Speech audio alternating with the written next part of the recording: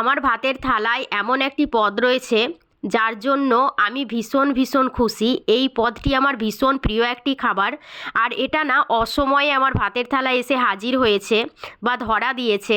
তার কারণ এখন কিন্তু তার সিজন নয়। তবে তার আগে বলার আগে চলো তোমাদের সঙ্গে শেয়ার করি প্রথম পাতে কি খেলাম। এখন তো প্রত্যেক দিনই ঘি মেখে ভাত খাচ্ছি, শীতের দিনে গরম ভাতে ঘি মেখে ভাত খেতে তো দুর্দান্ত লাগছে। আর তার পরে পরে এই দেখো মাংসের পাতলা ঝোল আলু দিয়ে, যেটা বাঙালির ভীষণ পছন্দের। মাংসটা এতটাই সফট যে আমি বাটি থেকে তুলতে পারছি না, মানে ছিঁড়ে ছিঁড়ে পড়ে যাচ্ছে হাড় থেকে। তো দুর্দান্ত খেতে হয়েছে, আর আলুগুলো এতটাই সফট, ঝোলটা এত টেস্ট হয়েছে যে আমি তো মানে মনে হচ্ছিল এইটা দিয়েই সমস্ত ভাত খেয়ে নিই। তো সব ভাত আমি এইটা দিয়েই খেয়ে নেওয়ার পর এই যে পছন্দের আমার সজনে ডাঁটা, যার কথা বলছিলাম, আর কতটা কচি দেখো। আমি কিন্তু আগে কখনো এত কচি সজনে ডাঁটা খাইনি, যদিও আমার বুড়ো কচি সবই আমার ভীষণ প্রিয়।